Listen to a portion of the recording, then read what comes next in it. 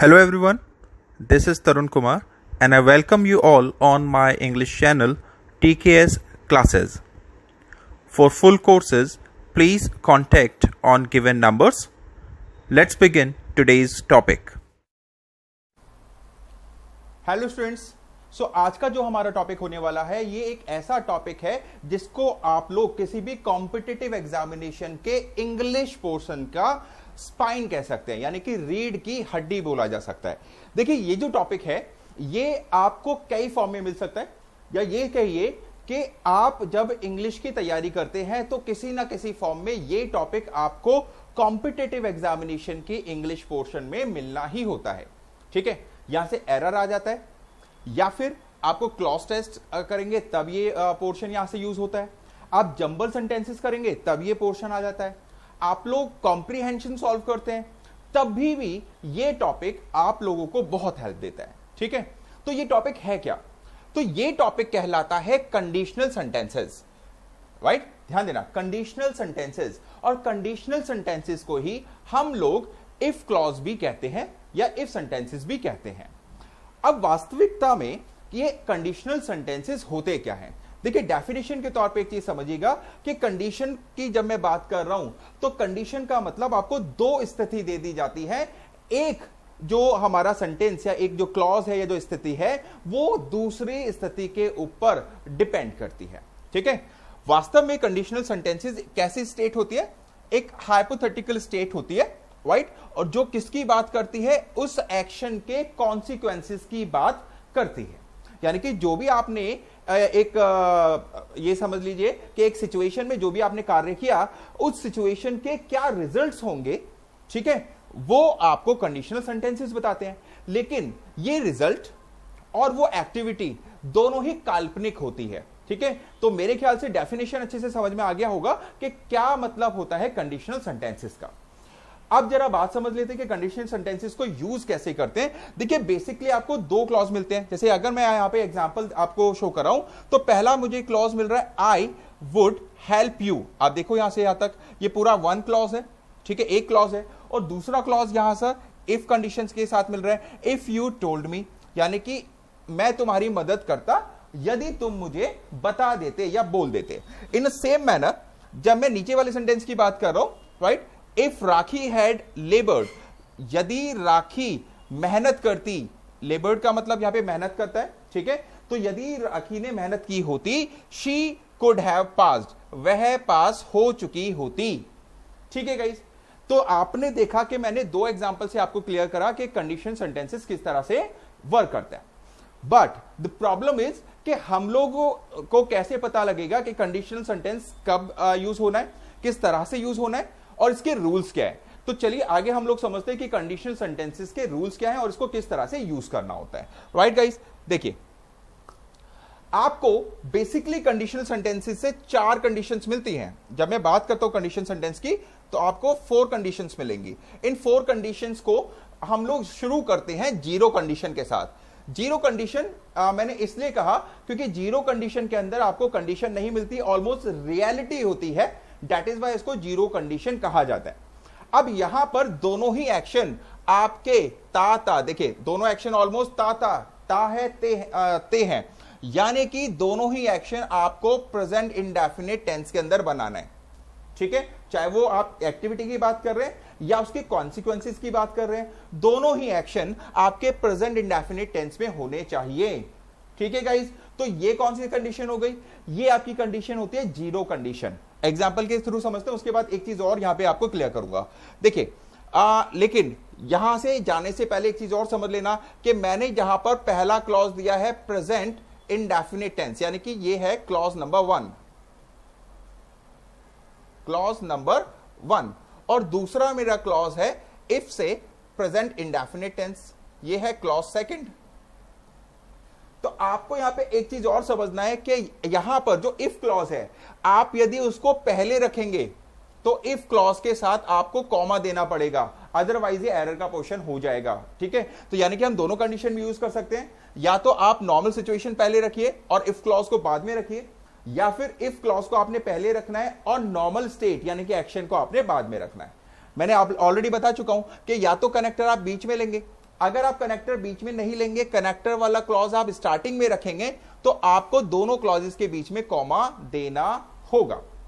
ठीक है गाइस, इसी को हम लोग एग्जांपल में जरा क्लियर कर लेते हैं, लेकिन उससे पहले एक चीज और यहां पे समझ लेना कि जरूरी नहीं कि कनेक्टर आपको इफ ही मिले, इफ का ही यूज मिले। इफ के साथ साथ आपको यहां पे और क्या क्या कनेक्टर मिल सकते हैं? आपको यहां पे when, till, until, as, right, so as, so that, more, the more watch. Actually दा के साथ कोई भी एडवर्ब इंक्लूड होता है, तो दा के आगे कोई भी एडवर्ब आपको मिल जाएगा। इसको ऐसे भी समझ सकते हैं, दा प्लस एडवर्ब, राइट, उसके बाद आपका दा प्लस एडवर्ब। ठीक है गाइस, तो यहां बहुत सटीकता के साथ आपको यह समझना पड़ेगा कि कंडीशनल सेंटेंसेस में इफ के अलावा और भी कनेक्टर्स हैं जो कि हम यूज कर सकते हैं। ये सिर्फ मैंने आपको एक रेफरेंस के लिए दिया है, जब हम लोग कनेक्टर्स पढ़ेंगे तब एक्चुअली में समझाऊंगा कि क्या क्या कनेक्टर्स हम लोग वास्तव में यहां पर यूज कर सकते हैं। चलिए एग्जाम्पल के साथ समझते हैं। देखिए, कंडीशन आप लोग ऑलरेडी समझ चुके हैं कि जीरो कंडीशन में दोनों ही रूल में प्रेजेंट इंडेफिनिट टेंस को यूज करना है। ठीक है, पहले एग्जांपल के साथ वी प्ले, अब देखो यहां से वी के साथ प्ले जाएगा, we play chess, clause number 1। Second क्या कहता है? इफ ही कम्स, यानी कि हम चेस खेलते यदि वह आता। तो ये नॉर्मल सी कंडीशन है कि जब वह आता है हम चेस खेलते हैं, ऐसे भी तो बोल सकता हूं। तो जब मुझे यूज करना है यदि के स्थान पर जब, तो मैं इफ के जगह व्हेन का यूज कर दूंगा। ठीक है ना, देखिए जब मैंने इसको रेसिप्रोकल कर दिया, इफ ही कम्स, यदि वह आता है, वी प्ले चेस, हम चेस खेलते हैं। उसी तरह से नेक्स्ट सेंटेंस देखिएगा, we play chess when he comes, हम चेस खेलते हैं जब वह आता है। ऊपर यदि का सेंस था, नीचे जब का सेंस आ गया कनेक्टर चेंज होते ही। ठीक है, और रेसिप्रोकल में उसी तरह से बनेगा, when he comes we play chess, जब वह आता है हम चेस खेलते हैं। देखिए next sentence, Ravi waits for me, Ravi मेरे लिए वेट करता है, अंटिल आई कम, अंटिल का मतलब होता है जब तक नहीं, नेगेटिव सेंस ऑलरेडी लिया होता है अंटिल ने, तो अंटिल के साथ कभी भी आप एक्स्ट्रा नॉट का यूज नहीं देंगे, ध्यान रखना। ठीक है, तो यहां सेंटेंस का मीनिंग क्या आया? सेंटेंस का मीनिंग आया है, Ravi waits for me, Ravi मेरे लिए वेट करता है जब तक मैं नहीं आ जाता हूं। ठीक है गाइस, रेसिप्रोकल देखते हैं रूल, अंटिल आई कम, जब तक मैं नहीं आ जाता हूं, Ravi waits for me, Ravi मेरे लिए वेट करता है। ठीक, उसी तरह से द हायर वी गो, जितना ऊंचाई पे हम जाते हैं, देखिए मोर के स्थान पे मैंने हायर लगा दिया, एडवर्ब चेंज कर दिया। The higher we go the cooler we get, जितना ऊंचाई पर हम जाते हैं उतना ठंडा हमें मिलता है। ठीक है, रेसिप्रोकल कंडीशन समझ लेते हैं, द कूलर वी गेट, जितना ऊंचाई पर हम जाते हैं, द हायर वी गो। ठीक है, जितना ठंडा हमें मिलता है मतलब हम जितनी ऊंचाई पे जाते हैं। तो यहां से हम लोगों ने समझा पहली कंडीशन, जिसको हम कहते हैं जीरो कंडीशन। और जीरो कंडीशन में ध्यान रखना, दोनों ही कंडीशन में प्रेजेंट इंडेफिनिट टेंस यूज होना चाहिए। ठीक है गाइस, और जब आपको आइडेंटिफिकेशन वही मिलेगी प्रेजेंट इंडेफिनिट टेंस वाली, ता है, ती है, ते है। चलिए इसी के साथ अगली स्लाइड पे बढ़ते हैं। अगली कंडीशन हमारे पास होती है जीरो कंडीशन। अब जरा इसको इंपॉर्टेंटली समझ लेना, यहां से बच्चे फंस जाते हैं। यहां से बच्चे इस तरह से फंस जाते हैं कि जब आपको दोनों ही क्लॉज फ्यूचर में मिल जाए, ठीक है गाइस, जब आपको दोनों ही क्लॉज फ्यूचर में मिल जाए, तब आपको क्या करना है?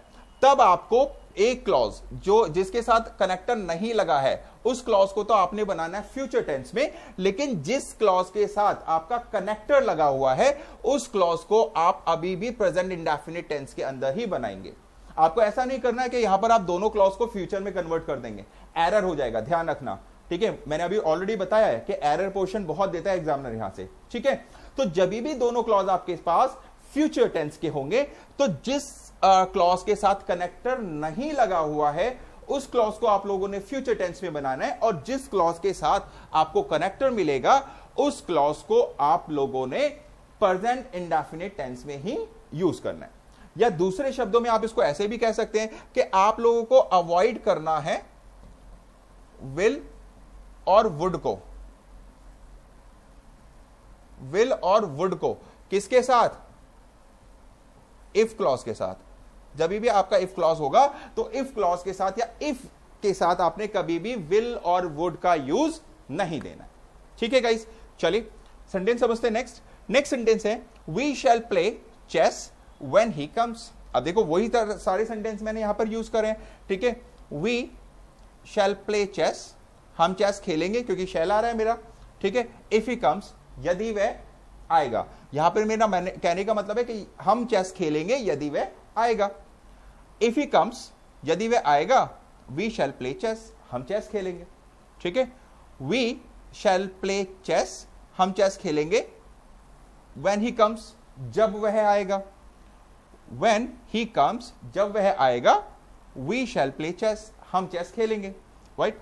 Ravi will wait for me, right, until I come. Ravi मेरे लिए वेट करेगा जब तक मैं ना आ जाऊं, ठीक है गाइस। अंटिल आई कम, जब तक मैं ना आ जाऊं, Ravi will wait for me, Ravi मेरे लिए वेट करेगा। सो मेरे ख्याल से कंडीशन 1 अच्छी तरह से समझ में आया होगा। कंडीशन 1 में क्या बात कह रहे हैं, दोनों ही क्लॉज फ्यूचर टेंस में होना है, ठीक है। लेकिन बनाना किस में, एक फ्यूचर टेंस में और दूसरा प्रेजेंट इंडेफिनिट टेंस में, ठीक है। कॉम्बिनेशंस को इंपॉर्टेंटली आप लोगों ने ध्यान रखना है। चलिए अगला स्लाइड देख लेते हैं। हमारे पास नेक्स्ट आएगा कंडीशन 2। अब ये कंडीशन 2 क्या कह रहा है, कंडीशन 2 कहता है ता और ता, यानी कि पास्ट को रिप्रेजेंट कर रहा है, लेकिन इमेजिनेशन है, इमेजिनरी पास्ट है, रियलिटी नहीं है, ठीक है। कोई इमेजिनरी एक्शन को रिप्रोड्यूस कर रहा है, यहां पर इमेजिनरी एक्शन को बता रहा है और उसका कॉन्सिक्वेंस बता रहा है, ठीक है। देखिए यहां पर रूल देखना, आप देखिए कि जब आपके साथ subject plus would plus verb first, would plus verb first, इसको इंपॉर्टेंटली याद करना, वुड प्लस वर्ब फर्स्ट। अब वुड के साथ साथ यहां पर कुड, शुड, यानी कि जो भी हेल्पिंग वर्ब आ रही है वो पास्ट की हेल्पिंग वर्ब होनी चाहिए, ठीक है। लेकिन पहचानोगे कैसे कि कब यहां पे वुड या शुड के साथ वर्ब की फर्स्ट फॉर्म लेना है, कब, जब मेरे पास इफ क्लॉज किस में होगा, पास्ट इंडेफिनिट टेंस में होगा। कॉम्बिनेशन इंपॉर्टेंटली ध्यान रख लेना, फिलर्स भी आते हैं बहुत बार, तो अगर आपको इफ क्लॉज पास्ट इंडेफिनिट में दिखता है तो ध्यान रखना कि आपको ये वाला हेल्पिंग वर्ब पास्ट में देना होगा। कैन यूज नहीं कर सकते, कुड यूज करेंगे, शैल यूज नहीं जाएगा, शुड जाएगा, विल यूज नहीं जाएगा, वुड जाएगा, और उसके साथ वर्ब की फर्स्ट फॉर्म, ठीक है गाइस। वही रेसिप्रोकल रूल है दूसरा, आपने पहले क्लॉज को, सॉरी दूसरे क्लॉज को उठा के पहले रख दिया, इफ क्लॉज को उठा के पहले रख दिया, और ये वाला क्लॉज कॉमा देने के बाद में रख दिया, ठीक है गाइस। चलिए एग्जांपल क्लियर कर लेते हैं। वी वुड प्ले चेस, हम चेस खेलते, ठीक है। अब देखिए मैंने यहां पर फ्यूचर सेंस नहीं लिया, मैंने यहां पे इमेजिनरी पास्ट लिया है कि भाई ऐसा होता, हम चेस खेलते इफ ही कम्स, यदि वह आता, ठीक है। इफ ही कम्स, यदि वह आता, we would play chess. Combination ध्यान रखना, केम सेकंड फॉर्म यानी कि पास्ट इंडेफिनिट, तो पास्ट इंडेफिनिट के साथ मेरा रूल क्या जाएगा, past helping verb plus verb की फर्स्ट फॉर्म का, ठीक है।